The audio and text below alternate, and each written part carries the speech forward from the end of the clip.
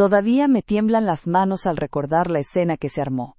Hace solo una semana, cuando mi hermano me llamó, solo pude responderle con sollozos. La verdad es que no era tanto por el dolor de no ser dama de honor.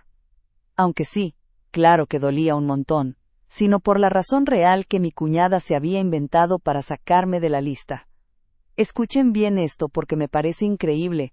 Ella no quería que yo fuera una de las damas porque, y cito casi textualmente, dijo que mi presencia opacaría sus fotos de boda. Sí. Dijo sin más ni menos que yo simplemente no era lo bastante hermosa para el papel y que debía quedarme en una esquina discretita. Me lo soltó por teléfono, de manera indirecta a través de mi hermano como una total cobarde. Yo me quedé destrozada. ¿Cómo alguien que se supone que va a ser de tu familia te dice algo así? No sabía cómo reaccionar, solo quería desaparecer. Pero mi hermano, mi increíble hermano, hizo algo. Algo tan dramático, tan público, tan épico, que creo que nadie en esa familia lo olvidará jamás. ¿Quieren saber qué fue lo que hizo justo antes de la ceremonia? Actualización.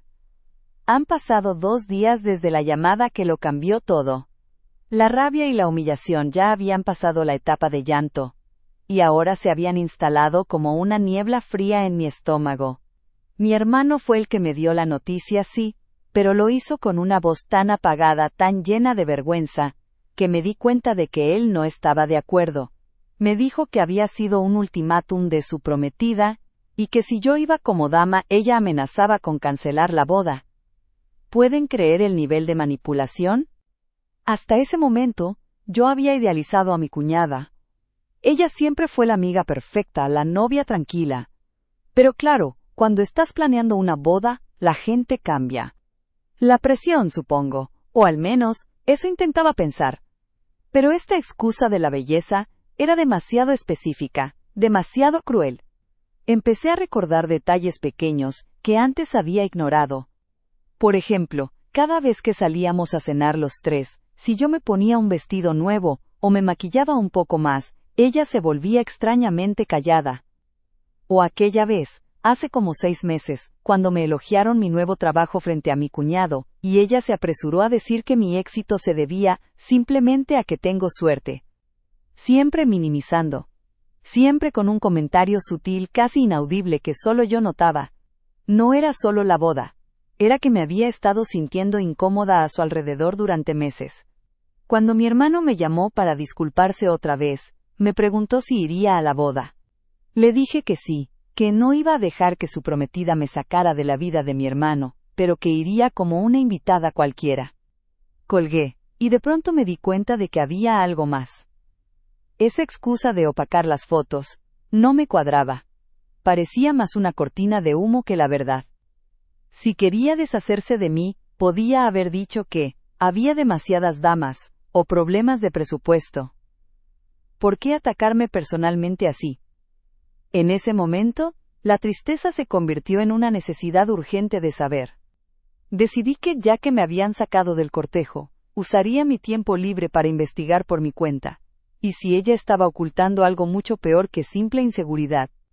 Al día siguiente, tomé mi coche y fui directamente a la casa de mi hermano, sin avisar, lista para encontrar la primera pista.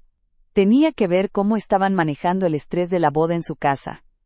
¿Será que descubro algo más oscuro que una simple envidia superficial?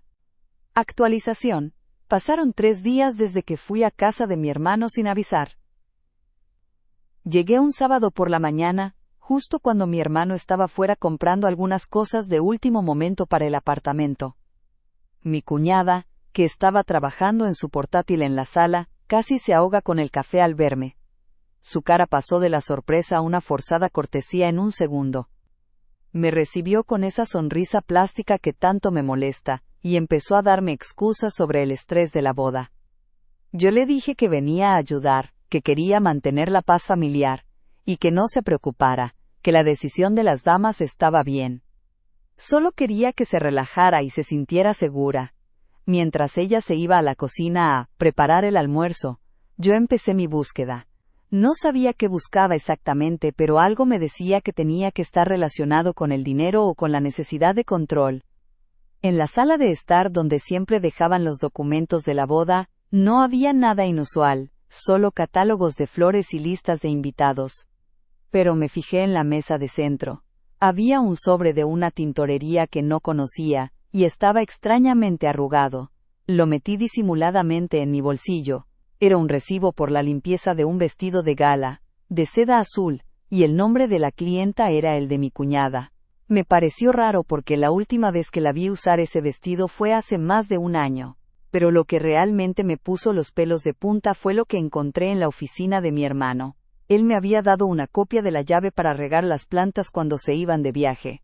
Así que sabía dónde buscar. Entre la pila de facturas viejas y documentos del banco, encontré una carpeta marcada simplemente como Proyecto B. Dentro, no había nada de trabajo. Había capturas de pantalla de chats muy sospechosos.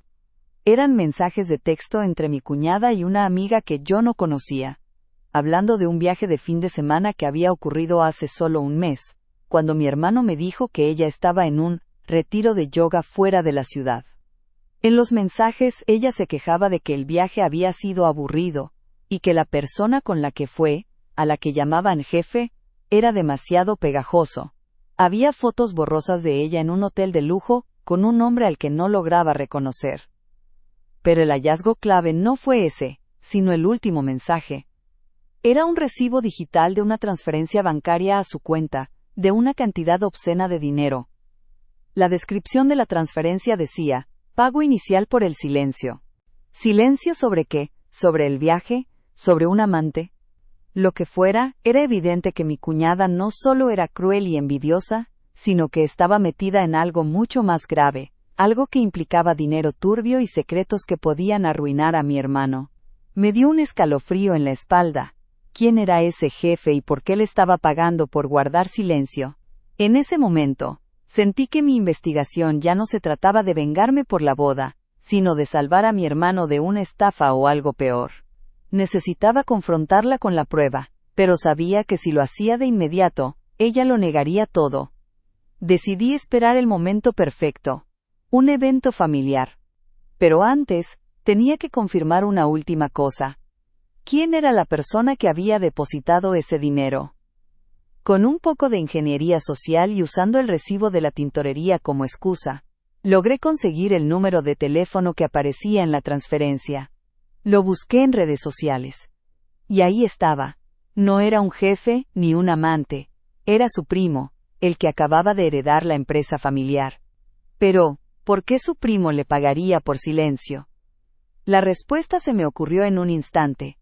El dinero no era para ella. Era para pagar la boda. Pero, ¿por qué mi hermano no lo sabía? La única forma de averiguarlo era preguntar a la persona más cercana a la pareja.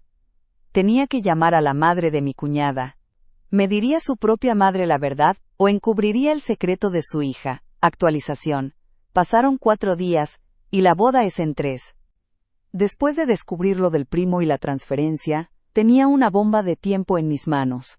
La boda estaba financiada por un soborno familiar. Y mi cuñada estaba dispuesta a arruinar a mi hermano para mantener su fachada. Llamé a su madre, como tenía planeado, pero no directamente. Fingí que estaba organizando una sorpresa para mi cuñada, y que necesitaba los datos de contacto de su primo para un pago. Ella dudó, y ese instante de duda fue suficiente. ¿No te lo dijo mi cuñada?, me preguntó su madre con la voz temblorosa. ¿Decirme qué, exactamente?, pregunté, haciéndome la inocente. Que su primo, ya sabes, el de la empresa, les dio una ayuda para la boda. Fue un préstamo familiar, ¿sabes?, para que empezaran bien. Apenas terminó la frase, se dio cuenta de que había metido la pata. La madre de mi cuñada me dio la confirmación sin querer. La historia oficial era un préstamo de su primo, pero la palabra clave que no se atrevió a mencionar fue condición. La condición era que mi hermano nunca se enterara. Ahora lo entendía. Mi cuñada no me quería en la boda por mi belleza, sino porque yo siempre he sido muy observadora y muy cercana a mi hermano. Temía que en cualquier momento yo descubriera la verdad, o peor, que mi hermano, al ver la extravagancia de la boda, empezara a hacer preguntas que ella no podría responder sin implicar el dinero de su primo. Mi exclusión fue una maniobra de control. Decidí que no podía esperar. Faltaban solo 3 días. La boda era un evento grande, y no quería arruinar la ceremonia, pero mi hermano merecía saber la verdad antes de decir, sí, acepto, a una mentira tan grande. La confrontación tenía que ser fría, con pruebas y sin mi hermano presente. La invité a mi casa con la excusa de que quería entregarle un regalo anticipado y personal, lejos del caos de los preparativos. Ella vino, sonriendo, creyendo que había ganado. Le ofrecí un té y nos sentamos en el sofá. Ella empezó a hablar de los arreglos florales, pero yo la corté. Hablemos claro. Le dije, con una calma que me sorprendió. Sé lo del dinero de tu primo, la transferencia, y lo del viaje de yoga en el hotel. Y sé que no me quisiste como dama de honor para mantener mi boca cerrada. Su cara se puso blanca como el yeso. Dejó la taza en la mesa con un ruido sordo. Por un segundo, creí que iba a llorar, pero la crueldad volvió. No sé de qué me estás hablando. Estás histérica. Deberías tomarte algo.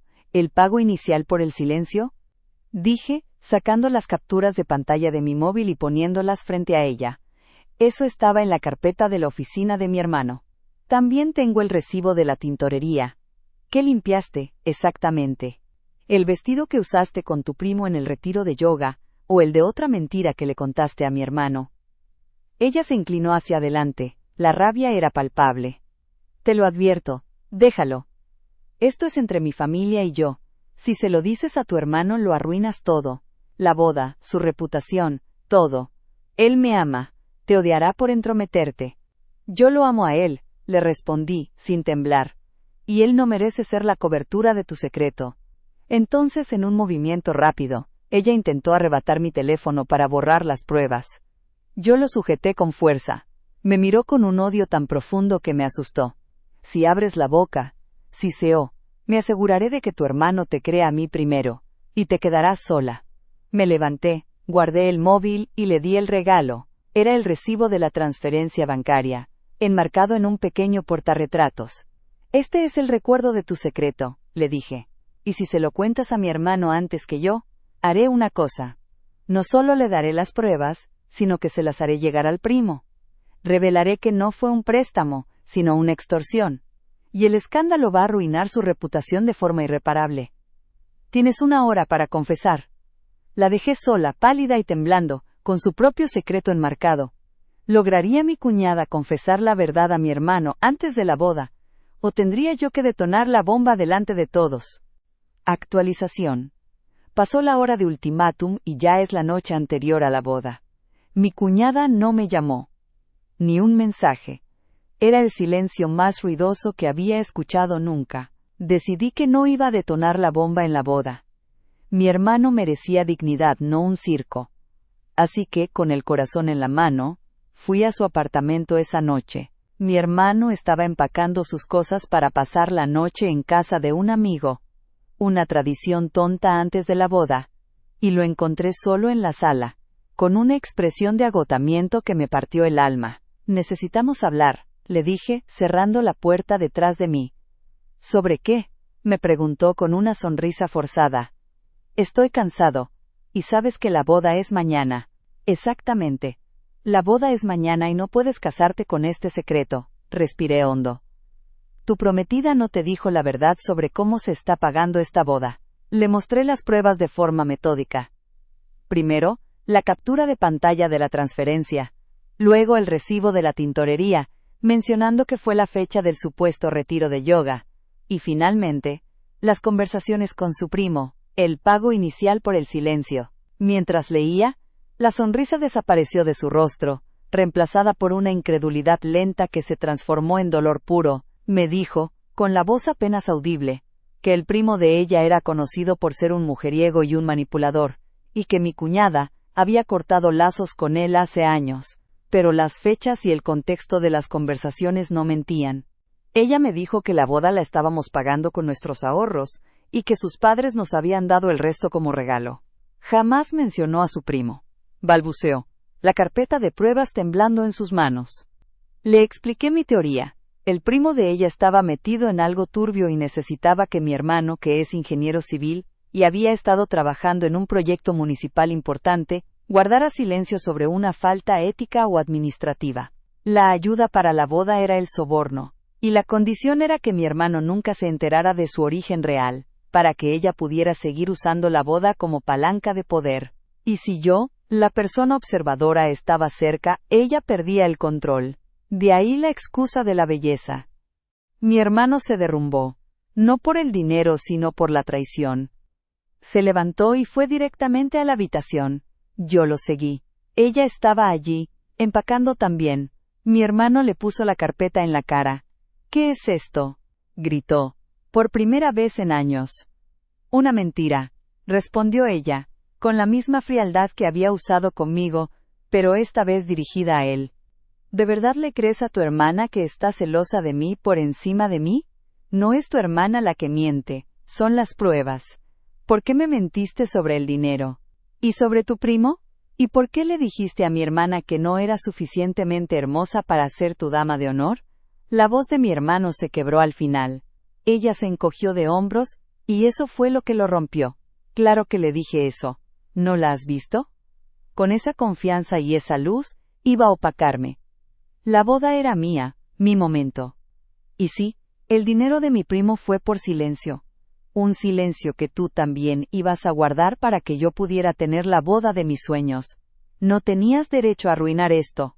Mi hermano se quedó inmóvil, mirándola como si fuera una extraña. En ese instante, él se dio cuenta de que no solo había perdido el dinero, sino que se había enamorado de una fachada. Recuerdo la frase exacta que dijo: no. Tú te has quedado con tu propia mentira. Y a partir de hoy, no es mi problema. Él salió de la habitación, me miró, y sin decir una palabra me tendió la mano. La tomé. Salimos del apartamento, dejando a mi cuñada sola con sus vestidos de novia y su portarretratos con el recibo. La boda, por supuesto, fue cancelada a la mañana siguiente. Mi hermano no solo rompió con ella, rompió todo contacto. Pero la lección más grande estaba por llegar. ¿Quién creen que terminó recogiendo los platos rotos, y qué tuvo que hacer mi hermano para cerrar este capítulo para siempre? Actualización. 2 meses después. La boda fue cancelada, por supuesto, y mi cuñada perdió toda reputación. Pero mi hermano hizo algo que nunca le perdonarán. Usó las pruebas no solo para protegerse, sino para destapar el escándalo de corrupción administrativa en el que su primo estaba metido. La lección no fue solo terminar la relación.